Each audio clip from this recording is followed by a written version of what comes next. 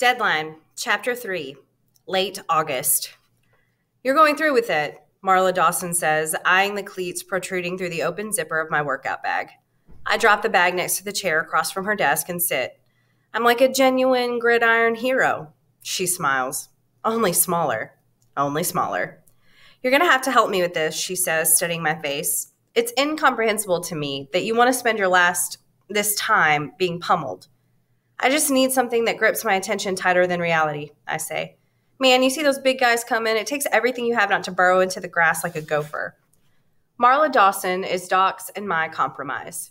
He was this close, forefinger and thumb maybe a quarter inch apart, to breaking confidentiality and calling my parents. There will be a day, he said, when I look back wondering what I should have done. I've got to live with myself. There was an implied, and you don't, so we agreed I'd talk with the shrink at least twice a week, and he'd find a way to fund it. Of Trout's 943 citizens, not one of them is a shrink or even plays one on TV. I figured I'd bring that to his attention after he got a little more comfortable with reality. Only Doc Wagner is not so dumb as I'd like to think because he happened to know our county is included in an outreach program out of Ada County, which means Boise, and that we have us a traveling shrink. Guess how often? Marla's laugh at my gopher remark is tentative. I'm out of my depth here, she says for about the 8th time in the 4 weeks we've been meeting. I've worked with suicidal kids and kids who've lost parents and siblings and even one kid who was terminal. But I've never worked with someone who doesn't care he's dying. So you'll want me on your resume. I'll sign anything. I want you on someone else's resume, she says. You make me crazy.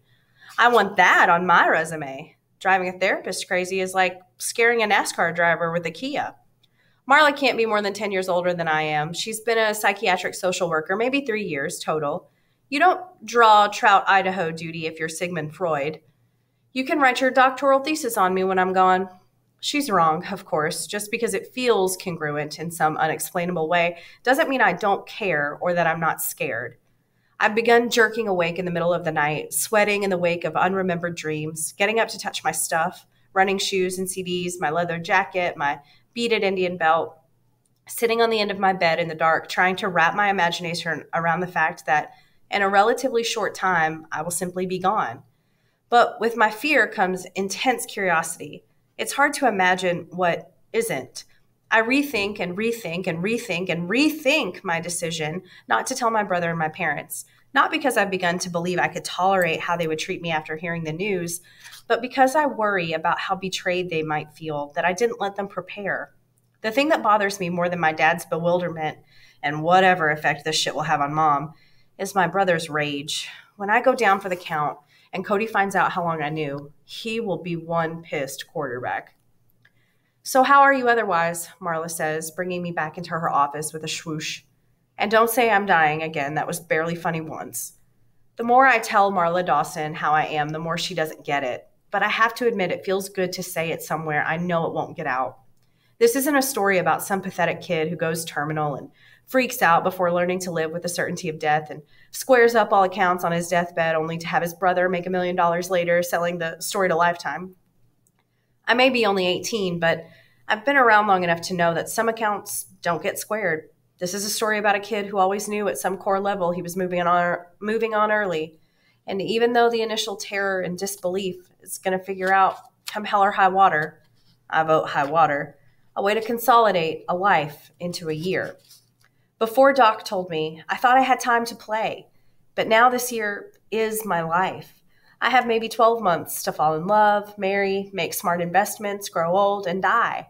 But it's relative, right? There are insects that pack it all into a day. I was going to do maintenance work on my GPA while reading every book I could get my hands on that would teach me about real life, run my heart out in cross country, make a few extra bucks from the Hall brothers washing and waxing cars in their showroom at Trout Auto when they needed it, and see if I could muster the guts to spend some of that money on Dallas Suzuki, who's tall enough to slow dance with her chin on my head and my head in a sweet, softer place, to do just that. I've traded in the running for football, increased my reading time exponentially, and well, Dallas Suzuki, brace yourself. According to the laws of probability, as outlined in Bill Bryson's A Short History of Nearly Everything, which, if you want to know what the universe is really about, you will read, I won the lottery to the power of about 300 just being here. You too. Even if you start counting possibilities after the Earth got formed, which the odds were way against, one botched life of a direct ancestor going all the way back past salamanders, and your number doesn't pop up.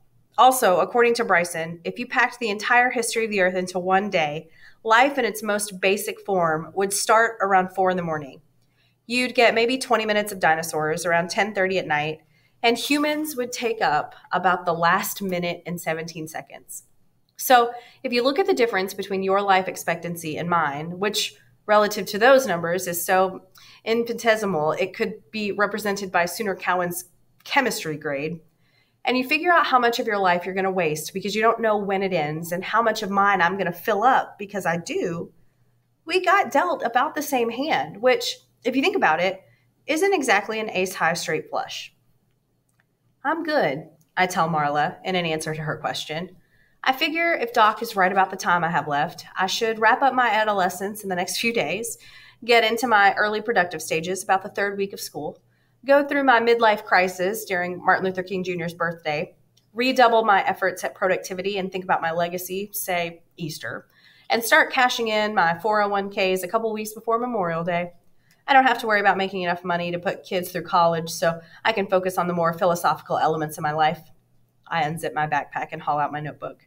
I have it charted here if you want to see it. I think I've got it, she says. So where do I fit in? Problem solving, I tell her, and convincing Doc I'm not crazy for refusing treatment. And how do you propose I do that? He calls me twice a week asking if you changed your mind. Favorable psychological assessments, I tell her. He needs to know he's done everything he can, which he has. I mean, he could have stopped me from playing football. She nods. He's sticking his neck out for you. And the problem solving? Well, if I'm going to put the lid on adolescence in the next few days, I pretty much need to get laid. Marla blanches. Not with you, I say. Dallas Suzuki. What's a Dallas Suzuki? Only the focus of my lust and my undying love. In that order. You should see her. I have to say it offends my feminine sensibilities to help fuel the rocket of your sexual intentions, young man. But you need to remember that as your rapidly expiring client, I set the agenda. And besides, if you knew Dallas Suzuki, you'd worry about protecting me. How do we go about this? Methinks we need to make me more virile, I say. Marla looks me over with the identical expression Coach Banks flashed when I told him why I was turning out for football. Use your imagination, I tell her. I'll try. We might not have the horses in any given year to take it all the way, Coach says between ear-splitting whistles in the middle of infinite wind sprints, but ours will never tire down the stretch. That's horse racing talk for the 4th quarter. Coach bases our capacity for pain on what he calls the principle of cardiobulimia. Simply put, that means we stop running when the 3rd guy chucks up. It's a good skill to perfect if you happen to be a frosh or sophomore struggling to get into the good graces of the starters. In fact, we select a player of the day in the locker room after the 2nd practice each day, and that award always goes to the puker number 3, who also gets divine dispensation from the wetted end of Sooner Cowan's towel. This football team is in killer shape, and if we run into teams with more talent, that's what will pull us through. You were hitting out there today. Cody throws his gear into the back of my 1941 Chevy pickup. I began coveting this vehicle when I saw it in Coach's backyard 3 years ago. I couldn't believe it still ran. Kissed my first girl in this sweet ride, he told me then. If you promise to do the same, I'll give you a good price. I said, how about if I promised to kiss my next girl in it? And he said that was good enough. It's trout lore that the girl Coach kissed died in an awful car accident when they were seniors, and he kind of spun out.